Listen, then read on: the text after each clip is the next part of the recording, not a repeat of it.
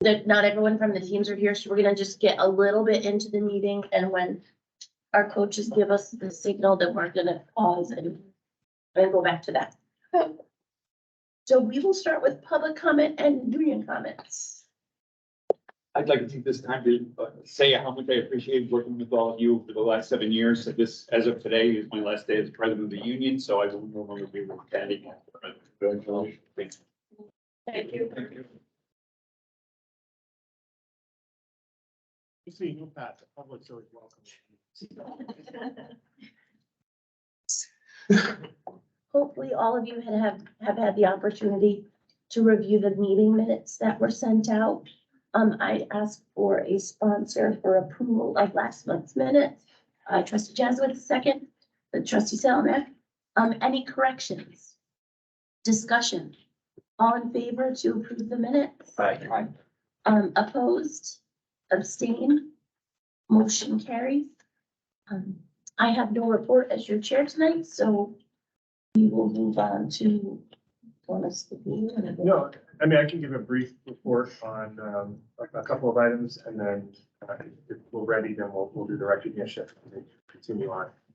Today, we had the BOCES superintendents on campus for their monthly meeting, something we had been in the habit of trying to do every year at least once. And obviously with the pandemic that got sidetracked, so it was nice to have that group back on. We had the opportunity, we were slotted for 15 minutes, and we ended up spending about an hour and 15 minutes with them. So it was nice to be able to share what's been going on here with the college and hear from them. So that was positive. Yesterday, Dan Fogarty participated in, SUNY had a nanotechnology summit in Albany. The governor was there, chancellor was there, and so it was nice to have that participation from our college there. We were recognized as one of the colleges that's been working in the nanotech field for a number of years, and certainly with the Micron announcement in central New York and with Wolfspeed and Utica, the expansion of the nanotech sector in New York is going to call for participation by community colleges and really all of SUNY. We had a phone call with the Micron folks, and the chancellor facilitated, I think it was a week or so ago, just in more of a meet and greet with the Micron executives. There's going to be obviously more to come with that. And we're obviously on the periphery of Micron, but because of our proximity to global and even to Wolfspeed, I think that we're still recognized as a player in that field. So that's what I wanted to update you on beyond what I've been providing to you in written updates. And so I'm happy to answer any questions or chat about the weather. Pretty nice. Did I?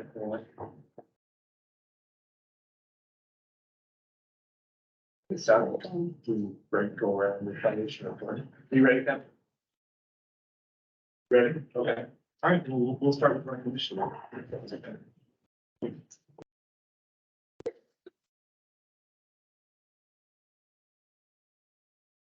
Yeah, come on up.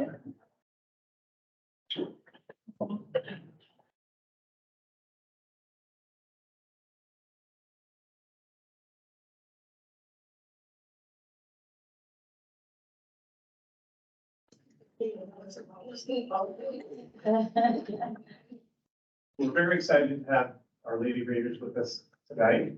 Kevin wrote a little snippet we'll share, unless you want to just say it. Yeah. So as we talked about in previous meetings, we're very proud of this team, and in fact, they went undefeated in the regular season, and we're Mountain Valley Conference champions, Region 3 champions, and earned number 2 seed in the national tournament.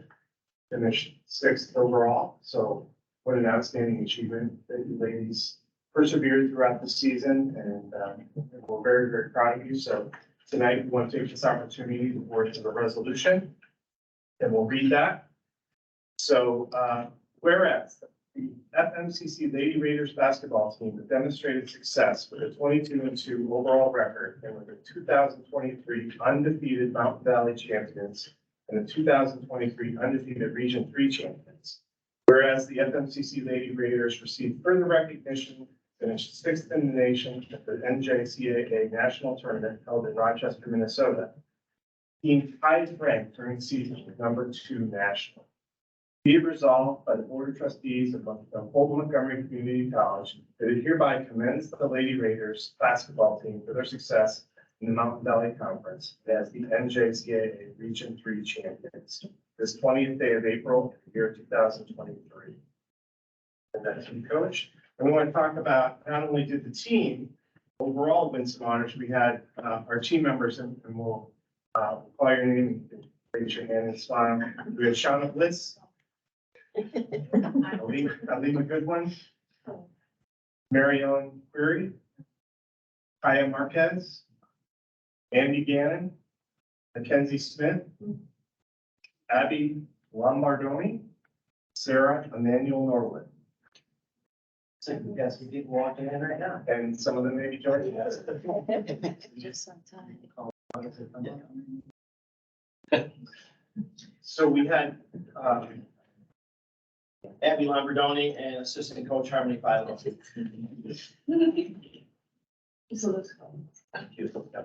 Kevin Cusel, our other assistant coach, is on the way as well. so again, and in addition to the team honors, we had several individual honors. And Kaya Marquez was first team NJ All-American, first time in program history. Kaya was also MVP of the NJCAA Region 3 tournament. She also was first team NJCAA Region 3, and she was first team for Mountain Valley Conference. Andy Gannon was first team for Region 3 and first team for the Mountain Valley Conference. Kenzie Smith was third team for the Region 3 and second team for the Mountain Valley Conference. Abigail was third team Mountain Valley Conference, and Sarah was part of the Region 3 alternate team. And next to me is the District A Coach of the Year, Kevin Jones. So congratulations to all of you for an outstanding season, and we wish you the best going forward.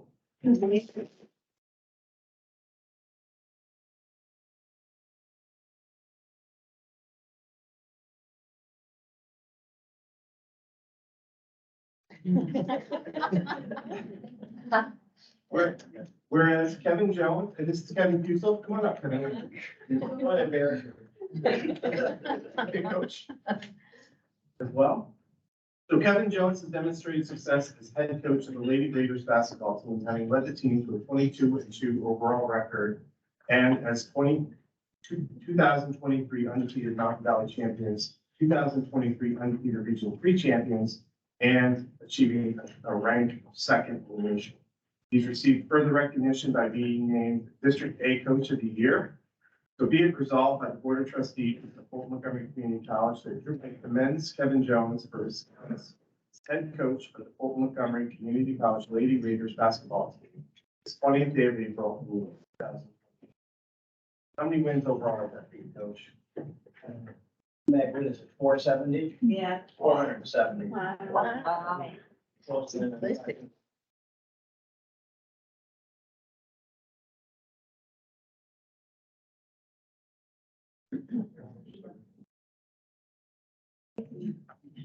Right there. So,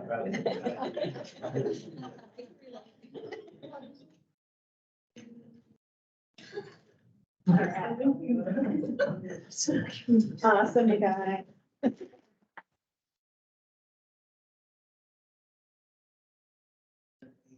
Gentlemen who were with us.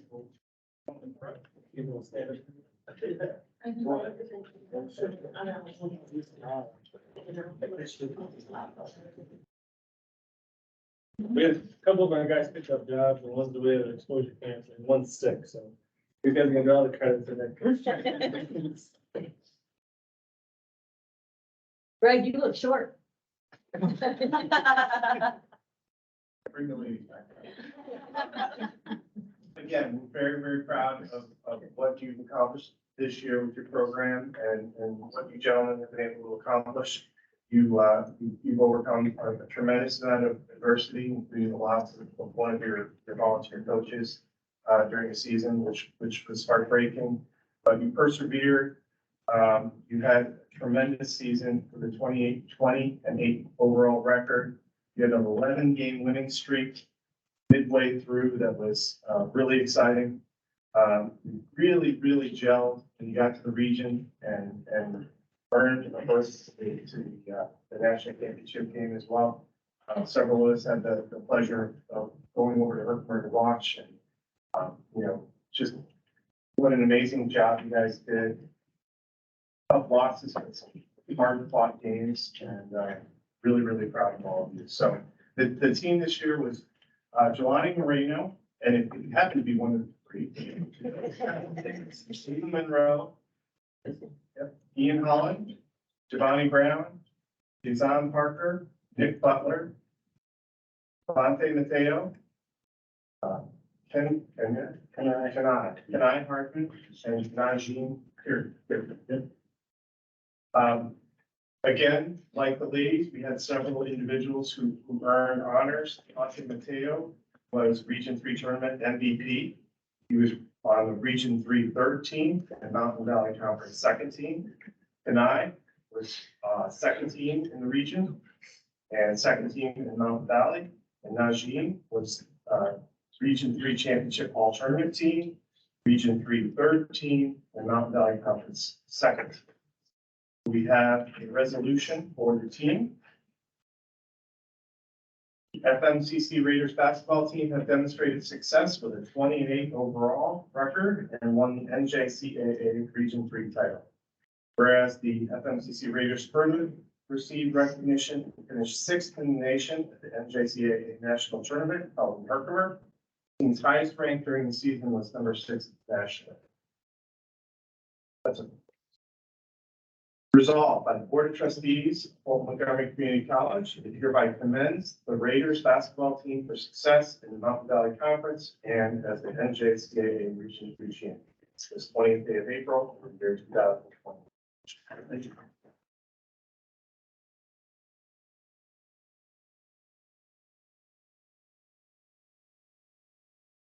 Additionally, Coach Gallup was named 2023 NJCAA Region 3 Coach of the Year, NJCAA District Coach of the Year, and 2023 Mountain Valley Coach.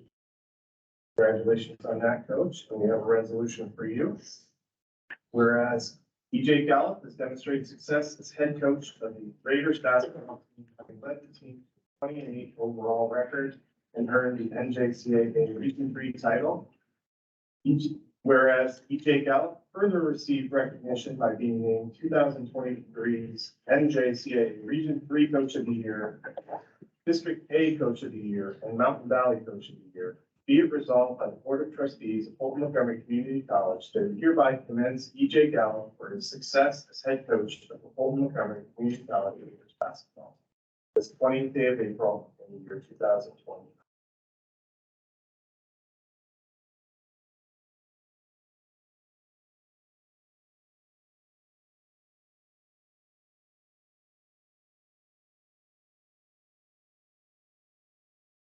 Thank you. Thanks, guys.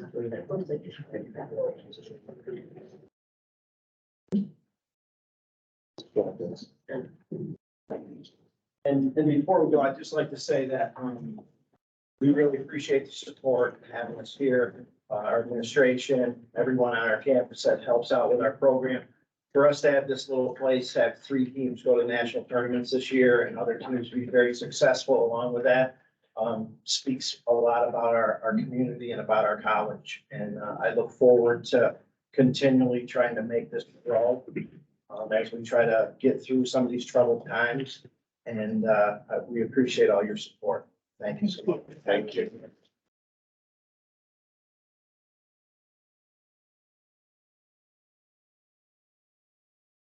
Okay, we will move on to the student trustee report. And trustee Fulton. Thank you, Madam Chair. So today's report is going to be a little bit on the briefer side because as we know, we're starting to transition into that finals period for our spring semester. So I don't have too much news, but I'll just bring up a couple things. First thing is at our last meeting, we just kind of discussed some housekeeping business, which mostly has to do with replacement of positions for those who will be graduating this year. We discussed that, and at the next meeting, which is going to be the first week of May, we are going to most likely conduct elections for those spots that need to be filled. And those spots include the chair, president of the SSA, also myself, the student trustee, and the vice president as well, and also a couple other representatives for new clubs that were opened back up during the semester. We also have a few activities coming up in the coming weeks. A lot of them just have to do around like mental health and mental readiness for the upcoming finals week for a lot of students. A lot of people are in the library, a lot of people studying, getting ready for finals week. And of course, graduation is a big time for a lot of us, including myself. So we're just getting ready for that. So in terms of that's really all I have on that front. So we're getting ready to replace positions and we're starting to buckle on down. Things are going really, really fast. I can say that myself. So really, I don't have much to report on today. That's really all we discussed at the last meeting. In terms of budget for the clubs, not much is moving financially for many clubs. Some clubs are taking out some money for personal fundraisers or end of the year campus activities. I am aware that there are a couple clubs, including the Student Nurse Association, that are using the student union to potentially educate and inform some early admission and P-Tech students about opportunities for our various majors and clubs as well. So that'll be an interesting opportunity to get some of our younger folks that could be coming here next year and the coming years to get a bit of education on what we can offer here. But other than that, that's all I really have for tonight, unless there are any other questions. Thank you. The College Senate report is in all the trustees' packets. So we will move on to the foundation report with trustee Raju. Thank you. Good evening, everyone. I'm going to start with the FMCC Foundation Golf Tournament, which is going to be a couple of weeks from now. And this year we had 36 foursome, and it's going to be in Fox Run. And we did a great things. And this year we surpassed the previous year as far as being, we had a lot of sponsorship is in this in your packet. I'm not going to read through it. Next item on my agenda is Umbrella Gallery. They had opening for exhibition for the art of students from Fulton-Montgomery County, and Anthony de Meza was and is hosting. Start 10 of April until 20th. Tonight is a reception, and they're giving award and etc. And they are having another one for Fulton-Montgomery Community College student art exhibition, which is going to be starting May 1st until May 10th. Foundation still fundraising for the multi-purpose turf athletic field, and they create a video on YouTube, videos on social media. And next item is foundation will also helping to upgrade the cybersecurity lab, and foundation as well creating a nuclear medicine certificate program, college rather create that, and foundation is helping with another partner to underwrite this program, and whoever is underwriting the money donate, they will send to US 501C 3, whoever is in this area, they know what they talking. I think they have a form they have to send out. And then foundation, they are going to do something appropriate for their donor recognition. Foundation request send a proposal to foundation of the Johnson Hospital for upgrading the CNA lab for $75,000. It is in a process. And the last but not least is the Fifth Friday program. It is going to be on June 30th. The title, they're working on it. With that, I conclude my report. Ms. Madam Chair, if there is any question, can answer, or Mrs. Lancy can answer. Thank you. We'll move on to finance with trustee Whitson. The expense graphs are included in your packet. The graphs compare data for fiscal year 2021-22 to fiscal year 22-23. Expense summary budget versus actual for the period of 9/1/22 to 3/31/23, which is 58% of our fiscal year. To date, our actual expenses and encumbrances are 55% of budget. Expense detail by department provides by department a detailed comparison of our expenses and encumbrances to budget for the period of 9/1/22 to 3/31/23, again, 58% of the fiscal year. Finance statements for the period of 9/1/22 to 2/28/23 is 50% of our fiscal year. That revenue includes billing activity through 2/28/23 for the fall 22, winter and spring 23 semesters. This represents 102.7% of our tuition budget, while expenses incurred represents 6 months or 44.6% of budget. The budget transfers report summarizes the budget transfers completed this month.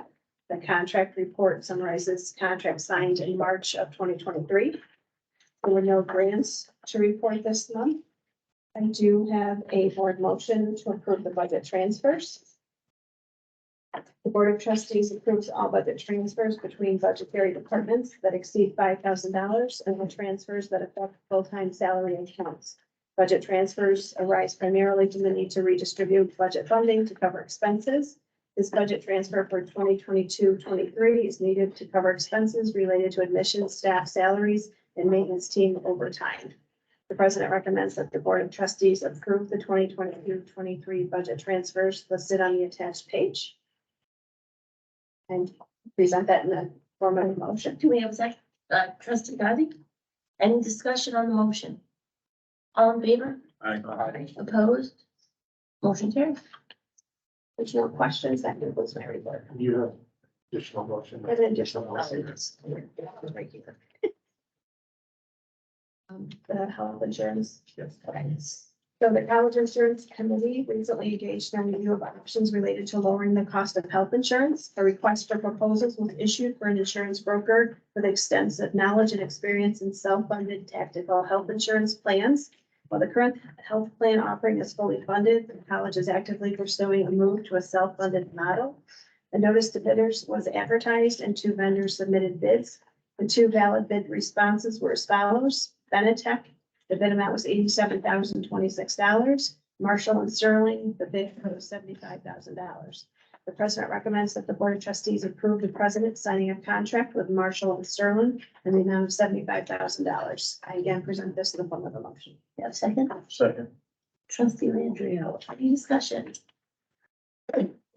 Hey, those of you who were here last month, I don't remember if it was an executive session or not. There was we had a lengthy discussion about the research that went into the risk mitigation with becoming self-insured, but not the traditional way that the entities used to be self-insured.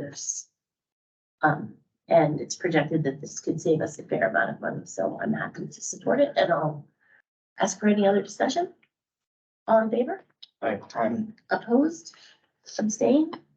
Motion carries. conclude my report. Thank you. Onward to buildings and grounds with trustee Landry. Thank you, Madam Chair. Just a few items we bullet point for you that half of the new air conditioning for the O'Connor Hall basement computer rooms is now complete. New main unit will not be arriving much before November or December this year. Control upgrade project has been completed, including training of the staff. And the buildings and grounds are in the process of patching some of the potholes that have developed through the winter months. This should be completed before next winter. And, the daycare kitchen repair is almost complete. They have done the patchwork, painting the entire kitchen, and they're waiting for the cabinets delivered. So that would be back to fully functional. And that concludes our report, Madam Chair. Thank you. Trustee Gardella is unable to be with us tonight, and Diane Putnam will be presenting the academic affairs report. Thank you. The academic affairs report is filled with program and course level curriculum changes that reflect not only the general education, but program level updates. And just to list the amount of programs, the details of which are included in the report. The AAS in Human Services, the AAS in Addiction Services, both have program level curriculum changes. The AAS in Health Information Records Management, the Business Accounting AAS program, the Business Administration AAS program, and there's also Business Division course level changes to computerized accounting, advanced bookkeeping, integrated marketing, and entrepreneurship. In the Technology Division, Marty Waffle, who is the chair of technology, and Billy Ike, the instructor of cybersecurity, several activities. One is to update their general education for all of their programs, from computer science to computer information systems to cybersecurity. In addition, both participated in campus visit days to meet with prospective students. Both participated in a visit from 2 IBM employees, along with several of us, to discuss the upgrade in the cybersecurity lab. The IBM employees came from Atlanta to evaluate our physical classroom space. It will now lead to a proposal for the creation of the new cyber range here at FMCC. In addition, Billy presented at the club fair to recruit new members for the Hack FM Club. He consulted with Lucas Tapan to help with the New York State alert system rebuild. He also participated in the Cambridge, Massachusetts IBM and Cybersecurity Professional Development event, and also evaluated what a cyber range is and what it would take to develop a cyber range in one of our classrooms, which is now in progress and partially funded by the foundation. Then we go on to other general education changes, and then into business and community partnerships. During the month of March, Andrea Scribner facilitated an early admission information night. Students and family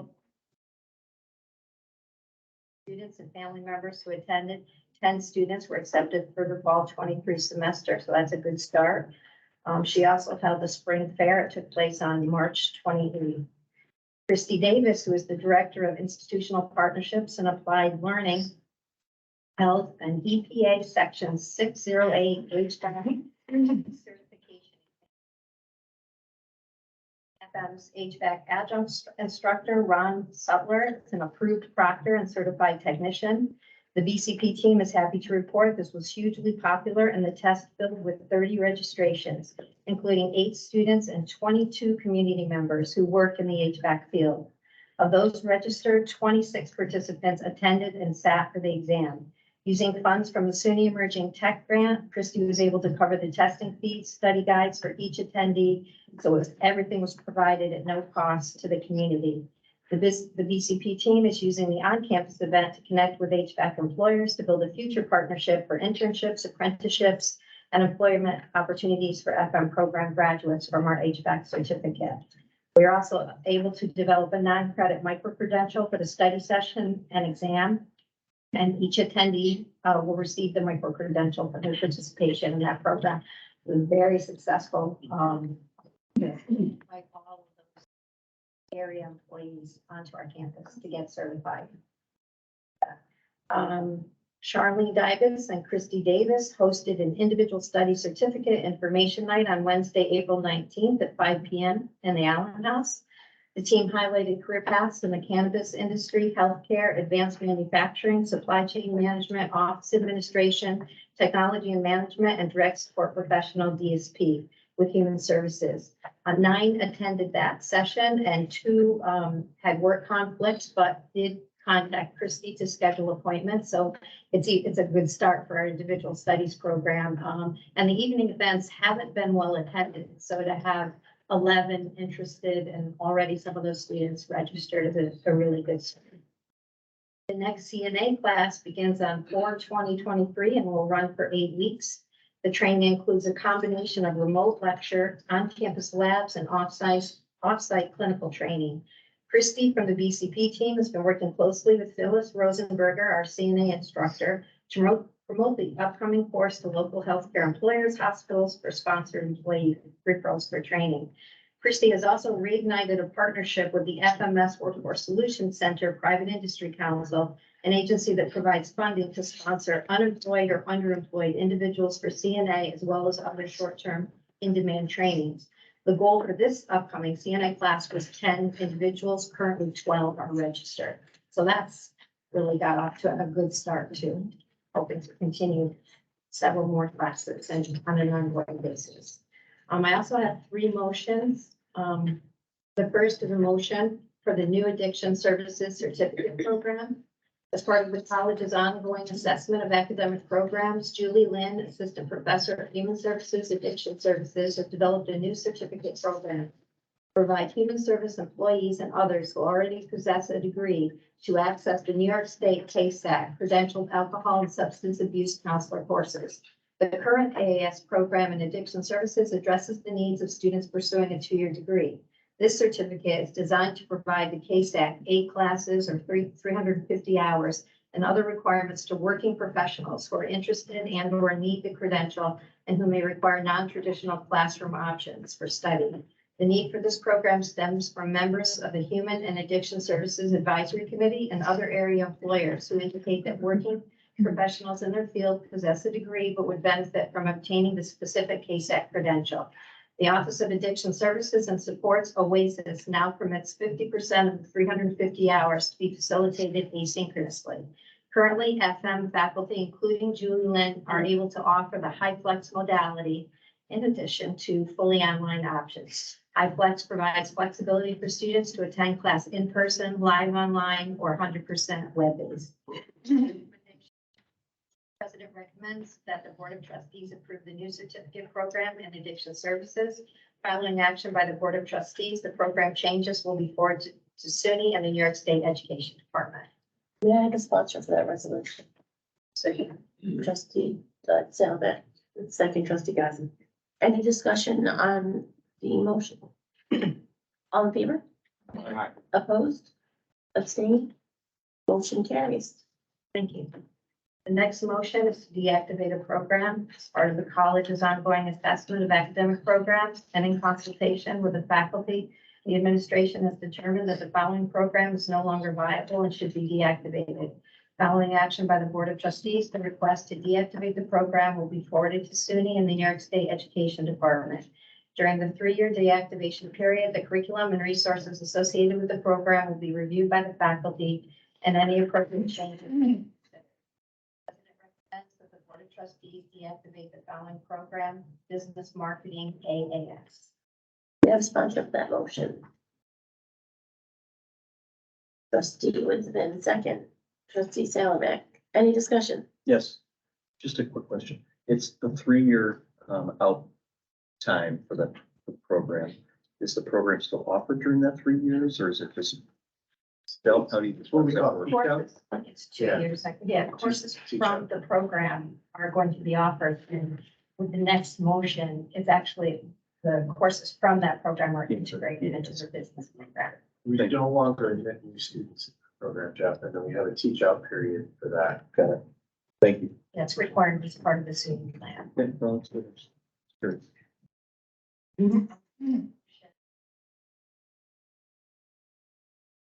Part of the college's ongoing assessment of academic programs, and as a result of the deactivation of the AAS Business Marketing Program, the Business Division faculty made a decision to develop a marketing pathway within the AAS Business Management Program.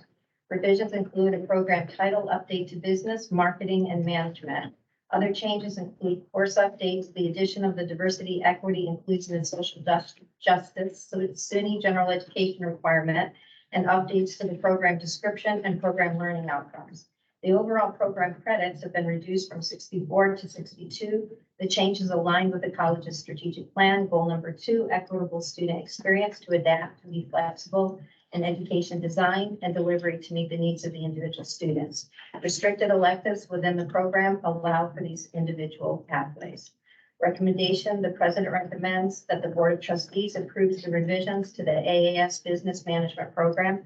Following action by the Board of Trustees, the program changes will be reported to SUNY and the New York State Education Department. May I have a sponsor for that motion? Trustee Winston, second trustee Jazzowitz. Any discussion? All in favor? Opposed? Abstained? Motion carries.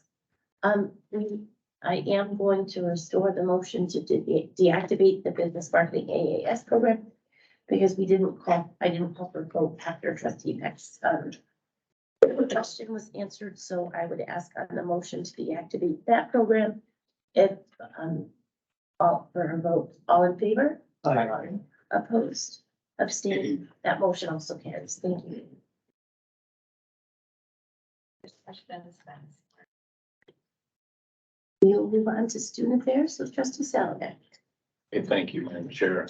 Again, as always, thank you, Jackie, for your detailed report found in the packet. And these are the highlights. For summer 2023, FM has enrolled 161 students. That represents 56.87 full-time equivalent students. For fall 2023, FM has enrolled 388 students. That represents 278.13 full-time equivalent students. The highlights, international partnerships. Fulton-Montgomery Community College received its 2-year recertification to enroll F1 visa international students from the U.S. government early in 2023. Arlene Spencer, Associate Dean of Student Affairs and International Partnerships, participated in an online recruiting event with a new education partner, EdVoy, on March 14th. The event included representatives from the Middle East North African region, which is a relatively new market for FMCC.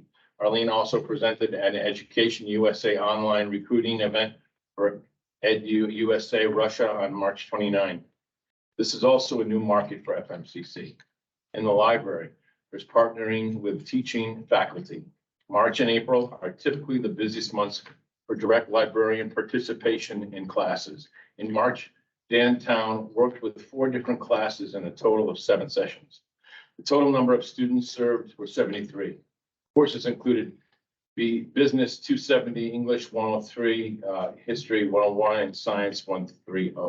All sessions were conducted in room L207, the library, except for Business 270, which was held in the course regular classroom. Partnering with teaching faculty on course content and delivery supports the college's strategic plan via Goal 2, equitable student experience, by adapting and being flexible in educational design and delivery to meet the needs of individual students. New initiatives planning. The library is participating in planning new initiatives for recruitment of student success with the rest of the Student Affairs Division. The division held a second meeting first in February to further discuss initiatives and to receive feedback from other members of the division. The library's first initiative will be to partner with high school libraries, public libraries, and programs such as PTEC, LPP, and CSTEP on teaching the importance of information literacy inside and outside the classroom. The librarian plans on using contacts on the BOCES SLS Council to facilitate the initiative. It was brought up and discussed at the BOCES SLS Council meeting attended on March 15th.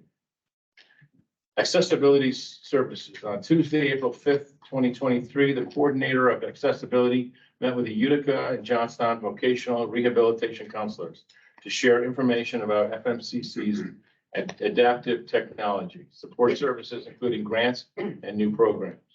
Goal is to strengthen partnerships with stakeholders to increase recruitment and strengthen community support for students with disabilities.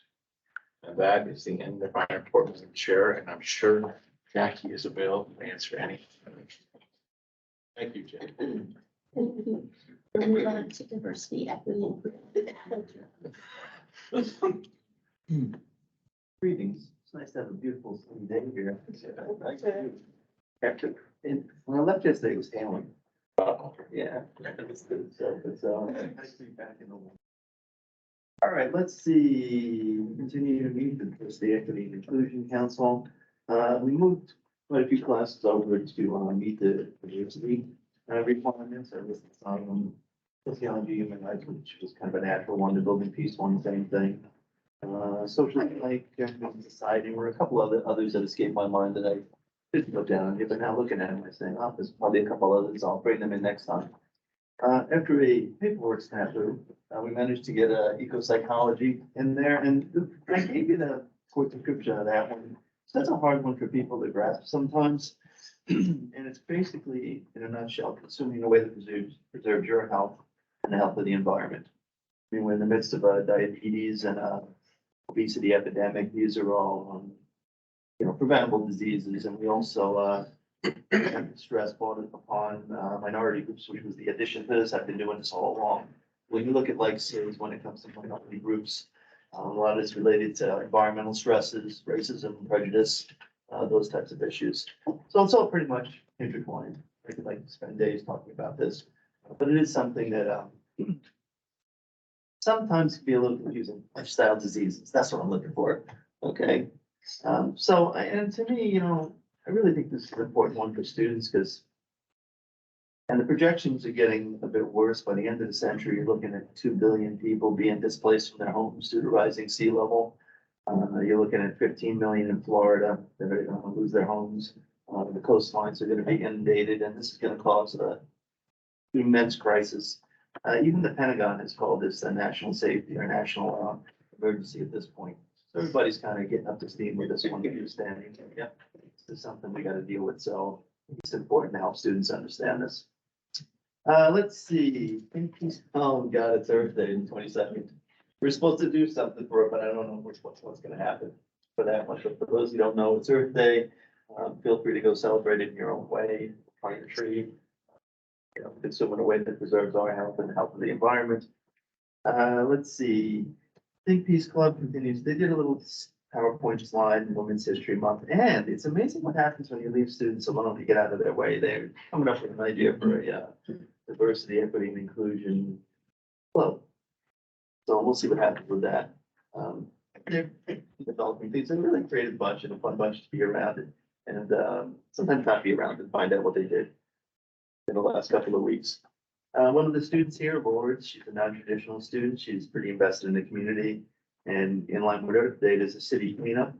I've participated in this in a few times. April 22nd, from 8:30 to 1 p.m. And it's going to be done in Amsterdam. And it's also a recycle. Recycle your paint. How many of you have like old cans of paint in your basement? It's just a perfect time to bring them out there. Those ones that have been there for 20 years. Rather than just sort of dump them down your drain. It's a smart thing to do. Now, how many have heard the story of the river catching on fire here? Does anyone know that one? Alligator Creek. Yes, you know the story. It's happened. Yeah. Oh, yeah. Many times. In the 70s. Yeah, I heard about that. You're not from Randy. Well, I have a story to tell you. And you hear about the story about the creek catching on fire. We want to try to avoid that in the future. Let's see. Many colors. I just had the creek of many colors. Oh, yeah. Or the dialectic is charged. I mean, Run whatever color I'm running in the drums. So Well, that's sort of we're trying to get out of the headset, pass it down the river, and take some responsibility for this individually. Let's see, diversity class is a final capstone project. They're all supposed to get involved with an agency that has something to do with supporting diversity. So that's part of the semi-experiential, it's an experiential learning process, but it's also modifying service learning. In a sense. So for me, it's hands-on, because I know a lot of people learn, you get theory, it seems kind of dry, but when you actually go out there and put it in practice, it makes a difference. Yeah, something else. Oh, yeah, I talked to the Senate about the role of diversity. The school senate, the role of diversity at this college and what that should be. So we have some discussions about that are starting to go on. Next month is Asian American Pacific Islander Month. And we're going to spend a little bit of time on that, particularly since we've had such an increase in hate crimes towards that group of people to raise awareness. It always amazes me that a couple of times we've had to intervene elsewhere over this. It's been like, you're Japanese, first off. Not everybody who, it's sort of like when you call, say, people who are African Americans, or a whole lot of different countries in Africa, a whole lot of different countries in South America, so sort of raising that awareness that there are differences between people. And trying to respect that, actually taking the time to listen. You have nothing to do with some of this, a book called Nonviolent Communication. You can take a look at it. That's a book I use in like 3 of the classes, and it's a way of actually learning to listen in a way that facilitates connection and communication between people and allows to resolve conflicts. Hopefully, it's hard. Times I don't do it. If you really want to practice it, try it in a car. You can do it when you're driving. You know you've mastered it. Anyway, that's one. Well, you know how it is in a car. I'm pretty good most of the time, but suddenly I get in a car and nobody else should be on the road but me. That sort of stuff happens. So I try and practice what I preach, but I'm not always successful at it. Anyway, that's it for me. Thank you. And if anyone's interested in the Amsterdam City cleanup on Saturday, it is being, but it will be located at Veterans Field. You can pick up supplies and bags and gloves and there's lunch afterwards. We will move on to accreditation with Jeff. Thank you. Good evening, everyone. At your place this evening, I placed the agenda for our visit from Dr. our middle space liaison. He will be here May 3rd. You'll see on the schedule there that the day will start at 9:30 and progress through till 2 o'clock. We've talked previously about having volunteers from the Board of Trustees to sit in on the governing board members session. You'll see there it starts at 10:45 to 11:25. I believe we have a couple of folks who have already put their names in. If there are any additional folks, we definitely will take those names as well. Expect that it will be informational from him. He will talk about many of the bulleted items at the top of the agenda sheet there. He's going to go over the self-study process. He's going to talk about the timeline, and then he may ask some questions as well about, what takes place here? What do you know about accreditation? What have you heard about the self-study taking place? So we do have a self-study design that is very near the end of final version. I say that because we have a wonderful team of folks working on the steering committee, and we've had a call out for volunteers across the campus. Over 24 folks have stepped up to say that they would like to work on one of the chapters or one of the standards. And then we are reaching out to have a broad representation on each of those working groups. So each of the steering committee chairs has been reaching out yesterday and today. So those are some of the fine-tuned items that are taking place as it relates to the self-study design. So I think you're in advance for volunteering for those folks that have agreed to come in. I will reach out to you, excuse me, with the self-study design, so you have the opportunity to review it. And of course, my door is always open should you want to come in and chat about it, or would like to schedule an hour to discuss what is in the actual document itself. With that, if there are any questions, I'm happy to take them at this time. Thank you. You start personnel with Trustee Jackson. Thank you, Madam Chair. Staff additions, transfers, promotion, retrenchments, resignations, and or retirements. Suzanne Johnson will has started April 17th as a step specialist. Suzanne earned her master's in curriculum development and instructional technology from SUNY Albany, and a bachelor's in elementary education with a concentrate in science from SUNY Plattsburgh. She worked for Burnt Hills, Boston Lake Central School District for 13 years, first as a substitute teacher, then as a teacher's assistant. Prior to working at BHBL Central School, Suzanne was an intermediate teacher, grades 3 through 6 at Paseco Common School for 3 years. Darlene Gagley, okay, say so. Resigned as principal accountant clerk at the bursar's office as of the 17th of March. Desiree Marticello resigned as principal account clerk in the bursar's office as of March 24th. Kathleen Feeney resigned as LPP director as of March 30th. Courtney Skennisthal resigned as director of behavioral health, workforce education and training program as of April 21st. Retrenchments effective 8/31/2023. Audrey Eggleston, trial learning service coordinator. Lori Lansensky, assistant professor of chemistry. Marini Samick, financial aid advisor. Tom Veronic, assistant professor of English. Vacancy searches in progress or on the horizon pending offers. Institutional research analysis, full-time, search on hold. LPP director, full-time and grant funded. Finalist stage. Director of behavioral health, workforce education and training program, full-time and grant funding. Finalist stage. Principal account clerk versus 2 positions, full-time, search in progress. We also have 3 motions tonight. The first motion is CSCA.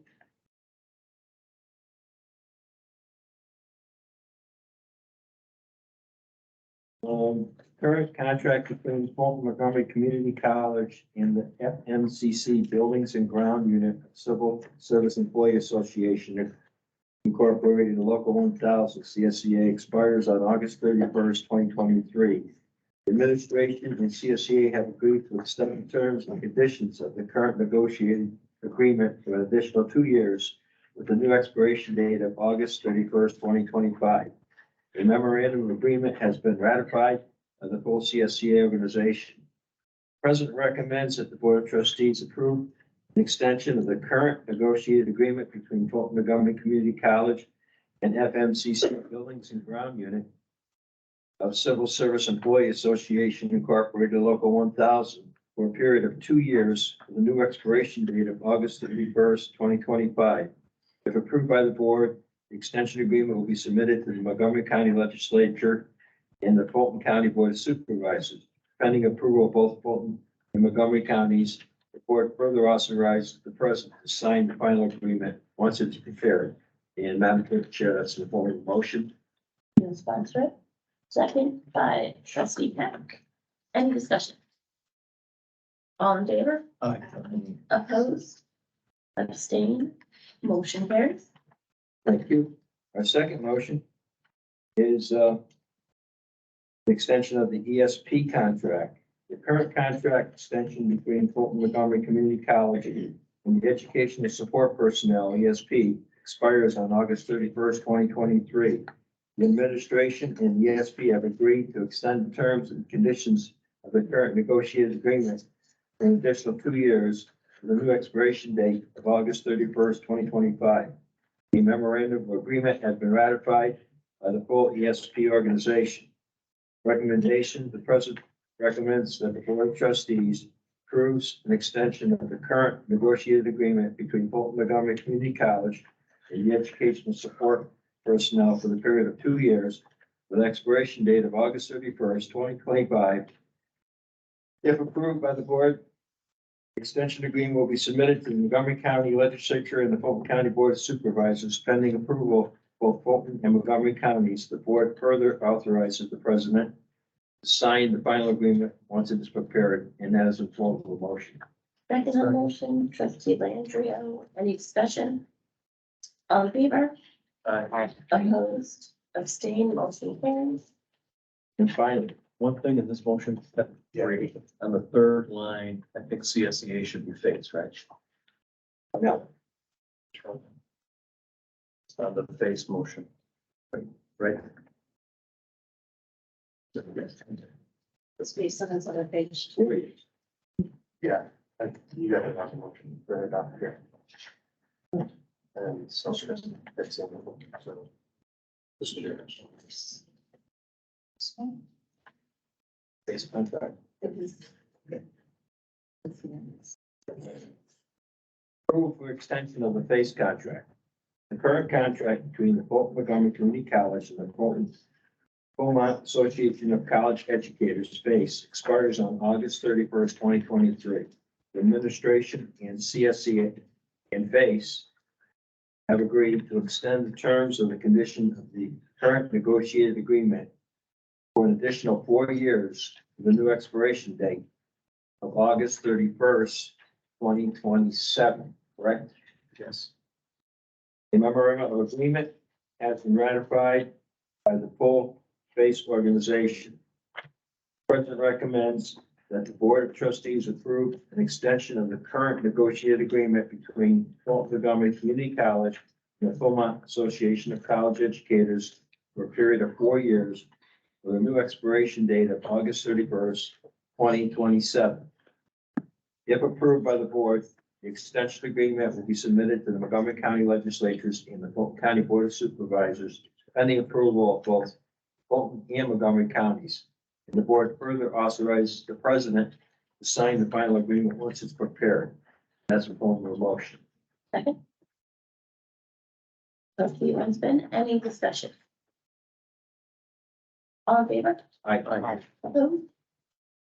Abstained, motion carries. And that concludes my report, Madam Chair. And I can say once again, once Perry's not here, the policy committee has nothing to report. Do we have any other business to come before the first night? Couple of reminders. Next month is obviously the end of the semester, and we have following the board meeting on the 18th, we have the 7 p.m. So we'll figure it to attend that after the board meeting. Following evening, which is Friday, we have our commencement, and hopefully you've been in touch with Maria about the academic regalia you need, and we'll make sure that you have the usual instructions on what time to be here, and hopefully you're able to participate in that as well. Yes, sir. The, there it is. Yes, you have another motion. Yes. It was actually in your packet. Yes. But, Yes. that's the emeritus. Oh, yes. Excuse me. I was gonna say. Motion to approve emeritus stats background. Retiring faculty members with at least 15 years of service with distinct, I knew it was Johnson, that's why. Distinguished service and who are recommended by the supervisory administration to the president are eligible for appointment to emeritus status by the board. A career summary form prepared by the faculty peers review is attached to this motion for each of these candidates. Recommendation. I'm not going to read it all. It's in your packet if you'd like to read about both the individuals. The president recommends that the board of trustees recognize the faculty members listed below for the distinguished service and bestow upon them emeritus status effective September 1st, 2023. Assistant Professor John Armstrong, an educational support specialist, coordinator for accessibility services, Robin DeVoe, and that is in the form of a motion. Second. Second by trustee Gazi. Any discussion? On favor? Aye. Opposed? Abstained? Motion carries. That concludes my report. Thank you. Too many motions tonight.